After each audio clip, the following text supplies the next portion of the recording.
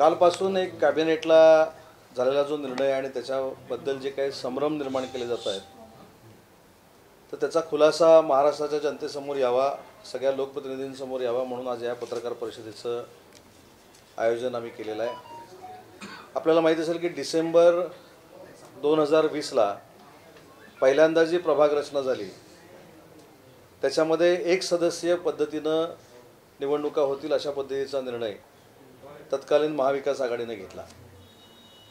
त्याच्यानंतर ऑक्टोबर 2021ला हा निर्णय परत बदलण्यात आला आणि 3 सदस्यीय प्रभाग रचना असावी अशा पद्धतीचा कॅबिनेटमध्ये निर्णय झाला।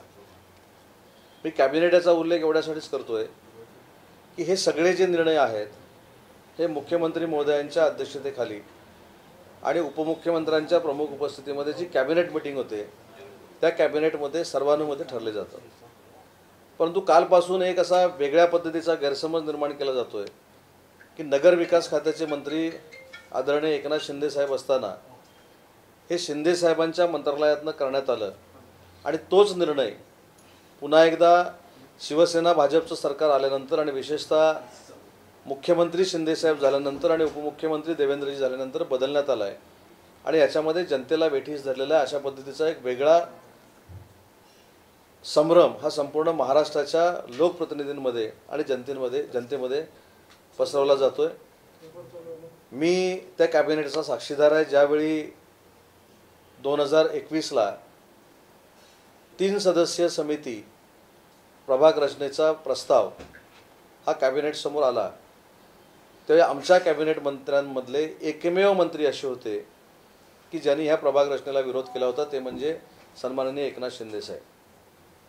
जरी नगरविकास खात्यामार्फत हा प्रस्ताव आलेला असेल, ही प्रोसिजर असते, कारण मी देखील कॅबिनेट मंत्री होतो, पण तो प्रस्ताव आल्यानंतर प्रत्येक मंत्र्याला त्याच्यामध्ये बोलण्याचा अधिकार असतो। त्याच्यानंतर हे देखील झालं की 4 का असू नयेत आणि 3 का असावेत ह्याच्यावर देखील सांगोपांग चर्चा झाली।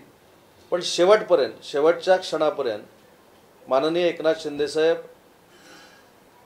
ही 3 सदस्यांची जी प्रभाग रचना आहे ही योग्य नाही अशा पद्धतीची भूमिका तिथे मांडत असताना हे कुठच्याही तुम्ही कॅबिनेट मंत्र्याला जरी विचारलं, म्हणजे राष्ट्रवादी काँग्रेस पक्षाचे कॅबिनेट मंत्री असतील, तत्कालीन काँग्रेस पक्षाचे असतील किंवा आमच्या शिवसेनेचे असतील, सगळ्यांनी एकनाथ शिंदे साहेबांना या प्रभाग रचनेच्या बाबतीमध्ये भांडताना आम्ही सगळ्यांनी मिळून बघितलेलं आहे। परंतु मुख्यमंत्री महोदयांच्या अध्यक्षतेखाली आणि उपमुख्यमंत्र्यांच्या प्रमुख उपस्थितीत ही बैठक होत असल्यामुळं जे पूर्वीपासून एकनाथ शिंदे साहेब प्रामुख्यानं सांगत आले की महाराष्ट्र राज्याचे माजी मुख्यमंत्री आदरणीय उद्धव साहेबांच्या स्वभावाचा फायदा हा महाविकास आघाडीच्या सरकारमध्ये अनेक वेळा घेतला गेला, तसाच फायदा घेऊन एकनाथ शिंदे साहेबांचा विरोध डावलून 3 सदस्यीय समिती प्रभाग रचना ही त्यावेळी कॅबिनेटमध्ये मंजूर करण्यात आली। आणि जी कालपासून एक बातमी येते की त्यावेळी एकनाथ शिंदे साहेबांनी विरोध करायला पाहिजे होता, खात्यामार्फत हा प्रस्ताव आणता कामा नये होता, अशा पद्धतीची एक वेगळ्या पद्धतीचं वातावरण मुख्यमंत्री महोदयांच्या बाबतीतलं निर्माण करण्याचा काही लोक प्रयत्न करत आहेत। पण ह्या फाईलची प्रोसिजर जर बघितली तर कॅबिनेटला ही ज्यावेळी फाईल जाते त्यावेळी शेवटच्या पानावर अनेक लोकांच्या सह्या असतात आणि याच्यामध्ये शेवटच्या 2 सह्या ज्या असतात ह्या उपमुख्यमंत्र्यांच्या आणि मुख्यमंत्र्यांच्या असतात। हा प्रस्ताव मुख्य सचिव हे संबंधित मंत्र्यांकडे पाठवतात आणि त्याच्यानंतर हा प्रस्ताव कॅबिनेटला येतो। आणि म्हणून जर कोणाचं असं म्हणणं असेल की जनतेला वेठीस धरण्यासाठी हा त्यावेळी निर्णय घेतलेला होता, तर याच्यामध्ये सगळे घटक पक्ष आणि असलेले सगळे सामील होते, त्याच्यामुळे एकट्याची एकनाथ शिंदे साहेबांची चूक आहे असं मला वाटत नाही। परंतु आताची प्रभाग रचना परत आपण का अशी बदलली तर त्याची देखील कारणं आपल्या सगळ्यांना माहिती असली पाहिजेत की प्रभाग रचना करत असताना मग त्याच्यामध्ये मुंबई असेल किंवा अन्य भागामध्ये असेल, काही ठिकाणचे प्रभाग हे म्हणजे जी तक्रार अनेक वेळा दाखल झालेली होती, कोर्टामध्ये देखील गेलेली होती की बाकीच्या प्रभागांमध्ये आपले प्रभाग घुसलेत काय अशी देखील एक शंका ही निर्माण झालेली होती आणि आपल्याच माध्यमातून आम्ही अनेक वेळा देखील बघितलेली आहे। आणि म्हणून या सगळ्यातली पारदर्शकता यावी आणि जनतेच्या मनातलं, लोकप्रतिनिधींच्या मनातलं जे काय होतं ते या प्रभाग रचनेतनं निर्माण व्हावं यासाठीच महाराष्ट्र राज्याचे मुख्यमंत्री एकनाथजी शिंदे आणि उपमुख्यमंत्री देवेंद्रजी यांनी हा निर्णय घेतलेला आहे। आणि सरकारला हे बदल करण्याचा अधिकार नक्कीच आहे, परंतु हे बदल करत असताना एक पार्श्वभूमी बघितली पाहिजे की पहिल्यांदा बदल केला तो 1 सदस्य प्रभाग रचनेचा होता, दुसऱ्यांदा बदल केला तो 3 सदस्य प्रभाग रचनेचा होता आणि त्या प्रभाग रचनेमध्ये ही प्रभाग रचना ही त्रासदायक होऊ शकते।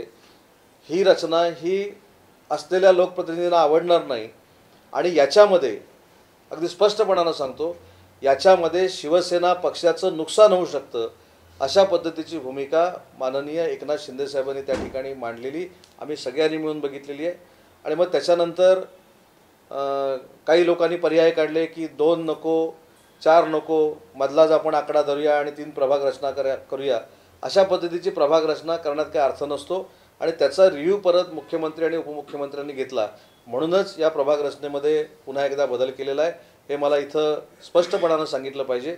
कोणाच्याही दबावाला बळी पडून किंवा स्वतःचं काहीतरी वेगळं करायचं आहे म्हणून मुख्यमंत्र्यांनी आणि उपमुख्यमंत्र्यांनी हा निर्णय घेतलेला नाही।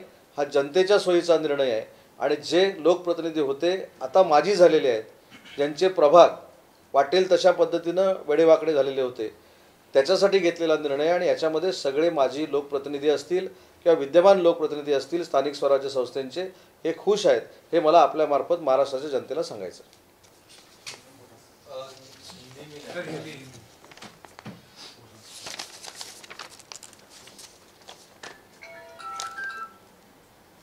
कल ही कैबिनेट ने जो एक निर्णय लिया है प्रभाग रचना बदलने का, उसके ऊपर कई लोगों ने आक्षेप लिए हैं। वो मेरे ख्याल से आक्षेप जो है वो एकनाथ शिंदे साहब को और देवेंद्र जी को बदनाम करने के लिए है, क्योंकि 2 बार ये प्रभाग रचना महाविकास आघाड़ी के सरकार में बदली थी। एक बार 1 सदस्यीय प्रभाग रचना हो गई थी, दूसरी बार 3 सदस्यीय प्रभाग रचना हो गई थी। और जब ये प्रस्ताव कैबिनेट में आया तब एकनाथ शिंदे साहब ने उसको विरोध किया था।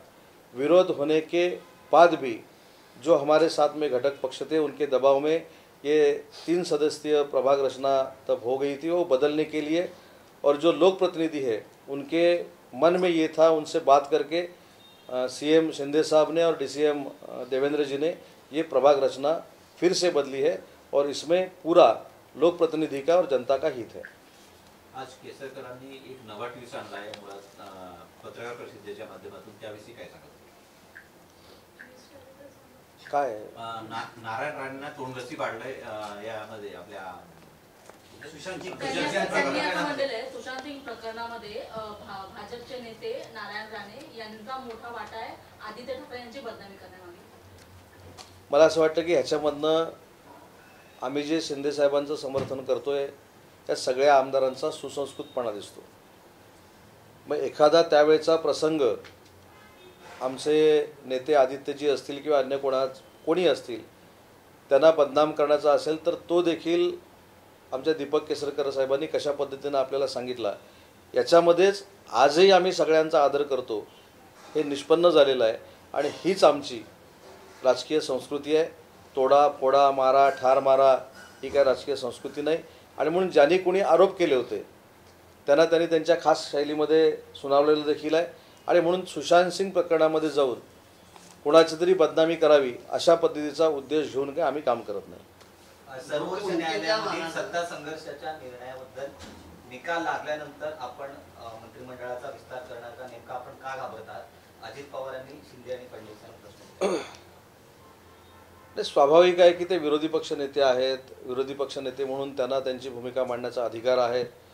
ते देखील राजकारणामध्ये आमच्यापेक्षा जास्त पावसाळे त्यांनी बघितलेले आहेत, जास्त वेळा लोकप्रतिनिधी म्हणून ते निवडून आलेले आहेत।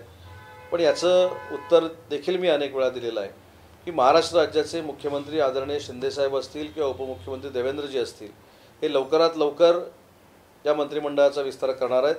आणि माझ्यापेक्षा ज्येष्ठ असलेल्या सुधीर मुनगंटीवारनी देखील काल सांगितलेलं आहे की 15 ऑगस्टच्या अगोदर हा मंत्रिमंडळाचा विस्तार होईल आणि 15 ऑगस्टला सगळे गार्डियन मिनिस्टर फ्लॅग होस्टिंग करतील। प्रभाग रचना ही लोकसंख्या वाढीच्या दृष्टिकोनातून व्हायला पाहिजे की नको? प्रभाग रचना ही लोकसंख्येच्या वाढीच्या दृष्टीनंच व्हायला पाहिजे, परंतु प्रभाग रचनेमधले मतदार हे देखील त्यांची जी काही झिकझॅक पद्धत आहे त्याच पद्धतीनं एकामेकाच्या प्रभागामध्ये मर्ज झाले पाहिजेत. ए प्रभाग जर असेल त्याची मर्जिंग बीमध्ये होत असताना ती डायरेक्ट डीमध्ये होऊ शकत नाही, ती बीमध्येच होऊ शकते. आणि म्हणून हे जे काही सगळे प्रश्न होते त्याच्यावर सांगोपांग विचार करूनच प्रभाग रचना बदलण्यात आलेली आहे. जिल्हा परिषदेच्या सदस्यांची संख्या सुद्धा कमी केली.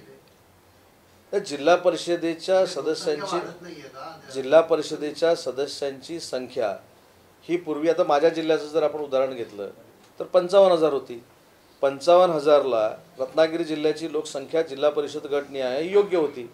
परंतु ज्यावेळी आमची 63 झाली त्यावेळी जिल्हा परिषदेच्या मतदारांची संख्या ही डायरेक्ट 16,000वर आली.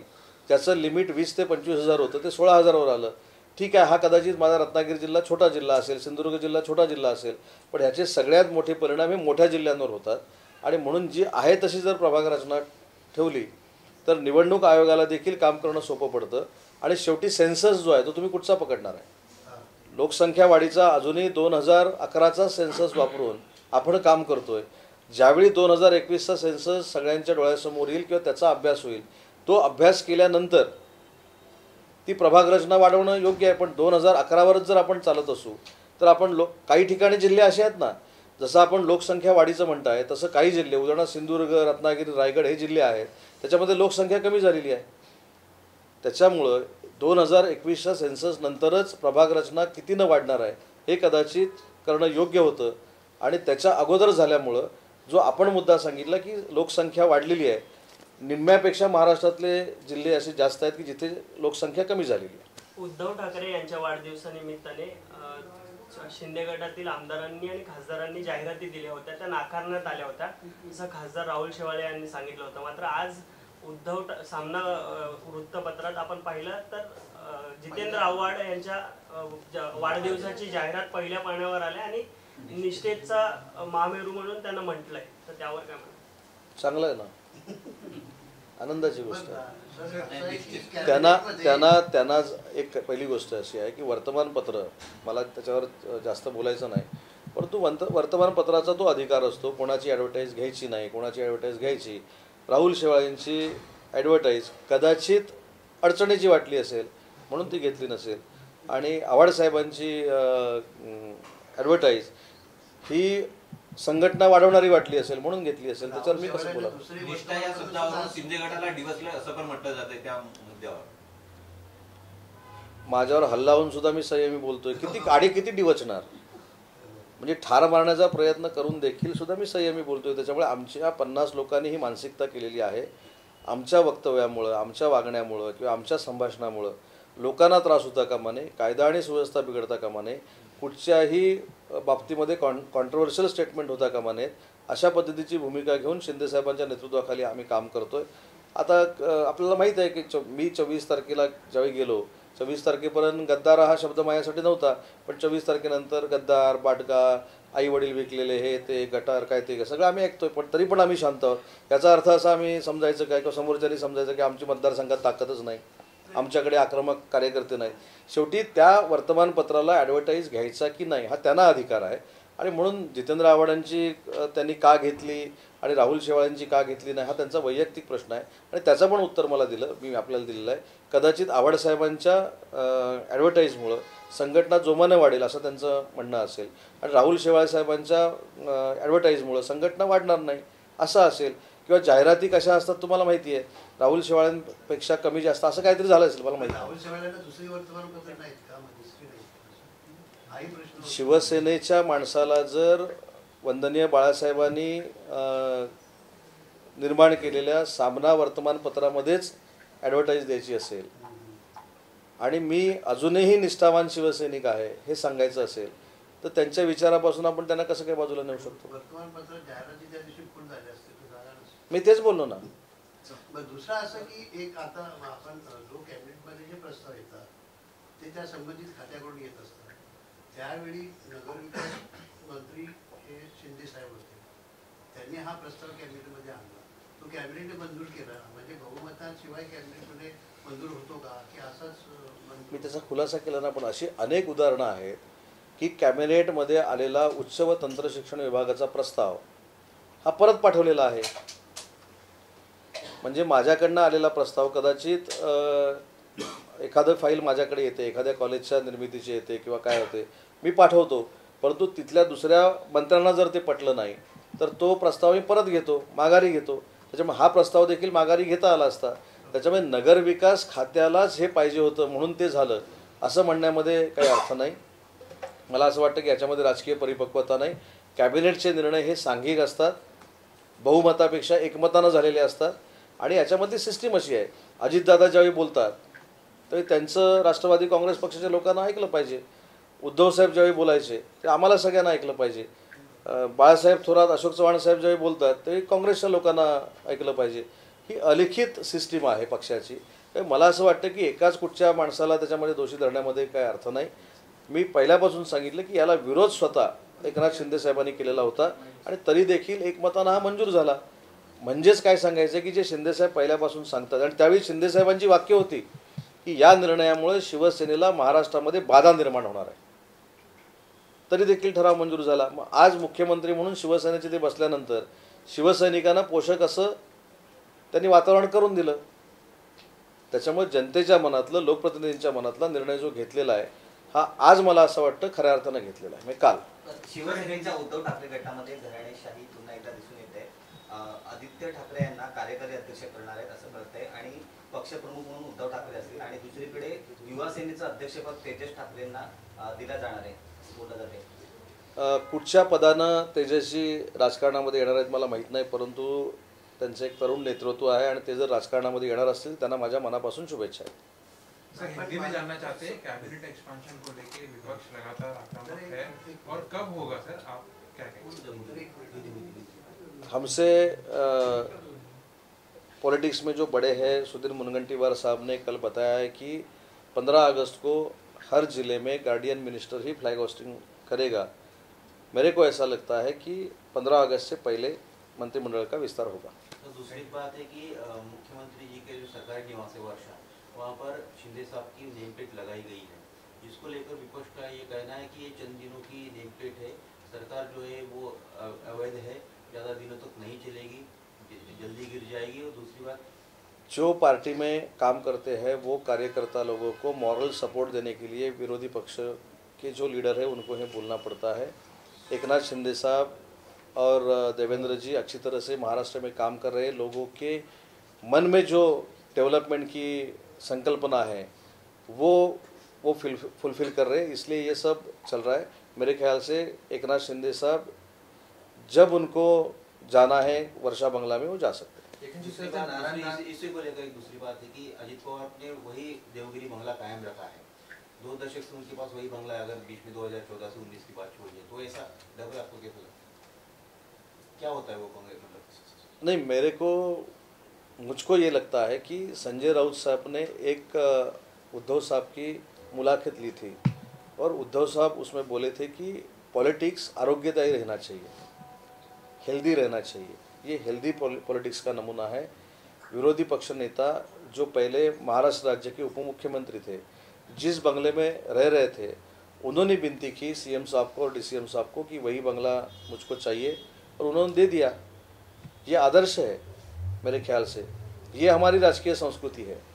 हल्ला करना ये हमारी राजकीय संस्कृति नहीं है, ये राजकीय संस्कृति. नारायण राणे को लेकर जिस तरह केसरकर अपनी बयानबाजी कर रहे हैं कि इनकी वजह से साहब का समर्थन किया, आपको नहीं लगता कि इस तरह की बयानबाजी बीजेपी और शिंदे गुट के बीच में दूरियां बढ़ा सकती है? क्योंकि अब आप लोग सत्ता में एक साथ हो. नहीं, उसमें दीपक जी ऐसे बोले कि जो आरोप आदित्य जी के ऊपर लगाए गए थे वो किसने लगाए थे उसके बारे में उन्होंने बयान दिया है. लेकिन आज हम आदित्य साहब के साथ नहीं है, इसलिए उनके ऊपर वही आरोप लेके बात करना ये अच्छी बात नहीं है. जो मैंने बंगले के बारे में बोला, दीपक जी ने जो आपको बाईट दिया है वो भी हमारी राजकीय संस्कृती है.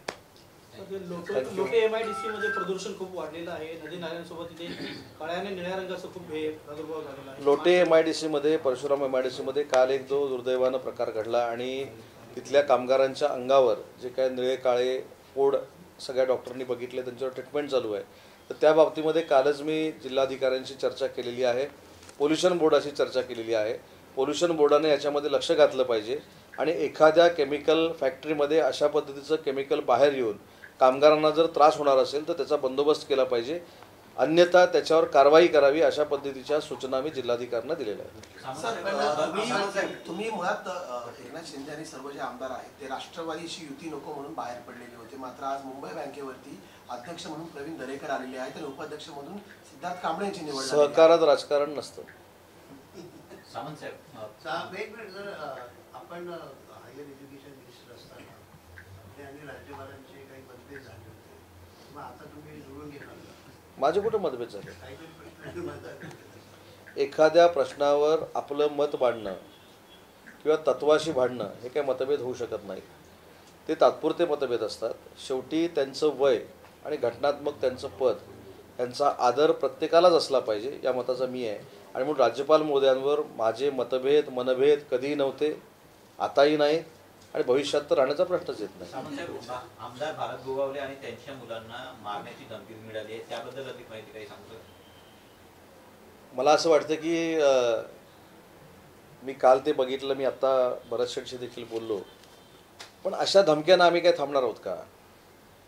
आता मी आपल्या कधी प्रसारमाध्यमाला हे सांगितलं नाही, माझ्यावर जो परवा हल्ला झाला त्याच्यानंतर दुसऱ्या दिवशी 7 वाजता 7092 असा काहीतरी अकोल्याचा नंबर आहे, तिथनं मला देखील सांगण्यात आलं होतं की ते आता गाडीतनं तुम्ही सुटला आहे तरी काय तुम्ही सुटला नाही.